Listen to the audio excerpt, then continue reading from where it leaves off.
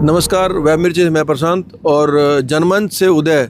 हम लोग हिसार से आए हैं पंजाब। ये पंजाब के में समाना एक जगह है। यहाँ पे एक सरदार 400 फुट ऊंचे टावर में बैठा हुआ है। डिमांड है उसकी कि जितने भी धार्मिक ग्रंथ हैं, जैसे ये अपने कुरान हो गया, गुरु ग्रंथ साहिब हो गए, बाइबल हो गए, इनकी बेअदबी के खिलाफ एक कानून बनाया जाए। यानी कि इनकी कोई बेअदबी करे तो उसके खिलाफ सज़ा देने का कोई कानून हो। और ये पता लगा बातचीत करके पंजाब के नागरिकों से कि जो अब की बार की जो सरकार आई है, उससे पहले जो सरकार आई है, वो ये वादा करके सत्ता में आई थी कि जैसे ही वो सत्ता में आएंगे तो इसके लिए कानून बनाएंगे। लेकिन सरकार सत्ता में आई और अपने वादे दावों को भूल के बैठ गई। और वो वादे याद दिलाने के लिए, वो कानून लागू करवाने के लिए एक सरदार जगजीत सिंह जी नाम है ना, गुरजीत सिंह जी 400 मीटर ऊंचे टावर के ऊपर, 400 फुट ऊंचे टावर में बैठे हैं और 17 महीने हो गए हैं। तो उनको जो सेवा दे रहे हैं उनसे हम बात करेंगे अभी, जो उनको खाना पहुंचाते हैं, जो उनसे बातचीत करते हैं।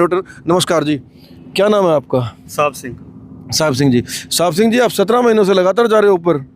हाँ जी, मैं 10 महीने तो जा रहे हैं लगातार। 10 महीने से जा रहे हो? पहला कोई तो परगट नहीं जाता सी जी, तो आप क्या लेके जाते हो उनके लिए रोज? प्रसादा जा थोड़ा जा सकते हैं प्रसादा। ठीक है।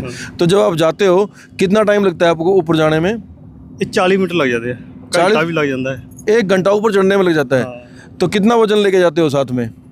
15-20 किलो हो जाता वजन। पानी भी लेके जाना पड़ता है। पानी भी लेके जाना पड़ता है। ऊपर कितनी जगह है उनके बैठने की, रहने की? 2x6 दी है। 2x6 की है। तो 17 महीने से ऊपर है वो। हाँ जी। तो बीच में गर्मी भी आई होगी, सर्दी भी आई होगी, तो उनके बिस्तरे वगैरह सब? हाँ, ਹੁਣ ਵੀ हवा बहुत ज़्यादा ऊपर, बहुत तेज़ी ना हवा ऊपर। रात भी बहुत ज़्यादा हवा थी, 100 की स्पीड से हवा, 100-150 की स्पीड से हवा थी।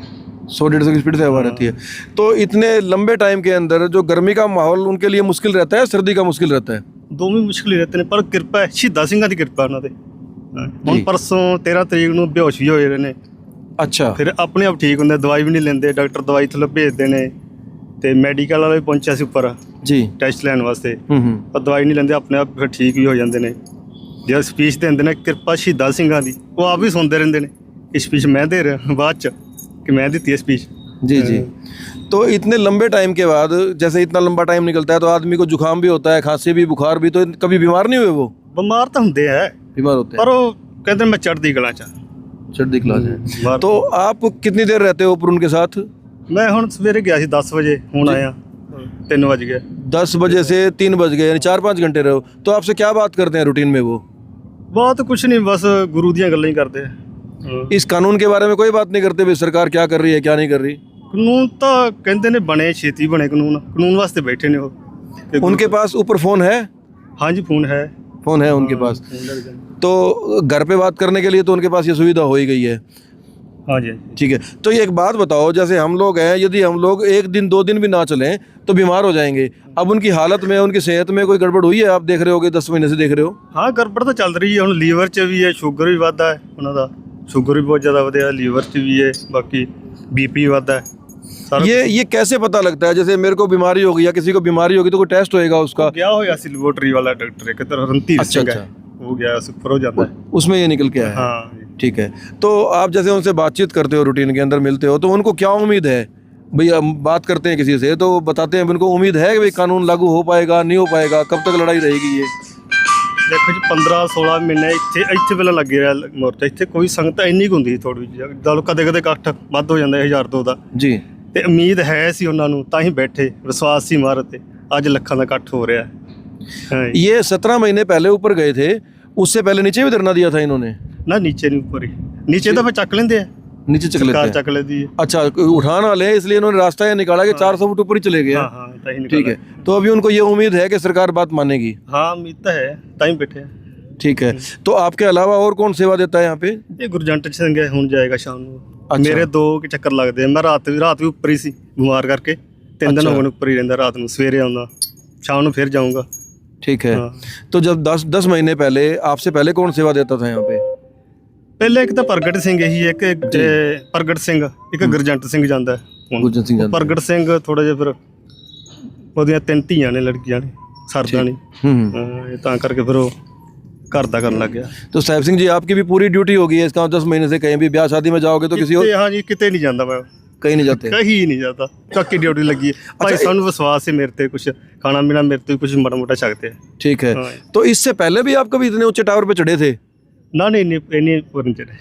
तो जब आप पहली बार चढ़े यहाँ पे, डर नहीं लगा इतना ऊंचे जाने पे? यार नहीं, शहीद माड़ा मोटा लगा, फिर शहीदा सिंह गुरु की कृपा है, वो आप ही कराई जाता है। अब कोई डर, अब कोई डर चिंता वाली बात नहीं है? कोई चिंता नहीं। अच्छा। थੱਲੇ ਹੁਣ ਸਾਰਾ ਕੁਝ ਸੈਨ ਕਰਾਉਂਦੇ ਨੇ ਸਾਡੇ ਤੋਂ ਕਿ ਉੱਪਰ ਚੱਲੇ, ਆਪਣੀ ਤੁਹਾਡੀ ਆਪਣੀ ਜ਼ਿੰਮੇਵਾਰੀ ਹੈ, ਅਸੀਂ ਡਿੱਗ ਜਾਈਏ ਕੁਝ ਹੋ ਜਾਏ। नहीं, अब इसमें एक बड़ी बात है कि जैसे मैं ऊपर जाना चाहूँ तो मेरे को परमिशन नहीं देंगे वो। नहीं। तो आपको कैसे परमिशन मिली, आपको और दूसरे जो साथी हैं आपके, उनको परमिशन कैसे मिली ऊपर जाने की?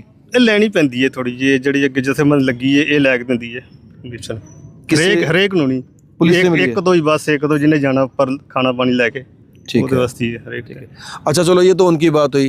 आपका मन क्या कहता है? वो इतनी तपस्या कर रहे हैं, इतने टाइम से हैं लगे हुए हैं इस काम पे, तो ये कानून कब तक लागू हो जाएगा? ਲਾਗੂ ਕਰਨਾ ਪਏਗਾ ਉਹਨਾਂ ਨੂੰ, करना ਸਾਡਾ पड़ेगा। ਤਾਂ ਵਿਸ਼ਵਾਸ ਹੈ ਇਹ ਕਰਨਾ पऊगा, नहीं तो लेना पऊगा। जी, मतलब जैसे अब आप आ गए वो अकेले हैं तो पढ़ते हैं कुछ किताबें या हाँ जी, बाणी पढ़ते हैं, चंडी दी वार ते पाठ 5-5 करते हैं, बाकी बाणी पढ़ते रहते हैं। अच्छा, इसके अलावा आपसे बात होती होंगी, आपको पता होगा वो किससे ज़्यादा फ़ोन पे बात करते हैं? फोन तो किसी ने नहीं करते ज़्यादा, घर पे? बस घर माड़ी मोटी गल जो फोन आए माड़ी मोटी बात करते हैं। कितनी उम्र है उनकी? 42 साल। 42 साल उम्र है। तो मैरिड होंगे, वाइफ होगी उनकी? हाँ जी, एक मुंडा एक लड़का है। ठीक है। हाँ। तो बस घर पे अपनी बीवी से, अपने बच्चों से थोड़ी बहुत बात करते हैं? थोड़ी बहुत ही करते हैं, ज़्यादा नहीं। इनसे बातचीत में ये समझ आ रहा है कि वो अपने मिशन को लेके, अपनी डिमांड को लेके पूरी तरह समर्पित हैं, और तब तक के लिए समर्पित हैं कि जब तक ये कानून ये लागू नहीं हो जाएगा। धन्यवाद। जनमंच और वेब मिर्ची से मैं प्रशांत।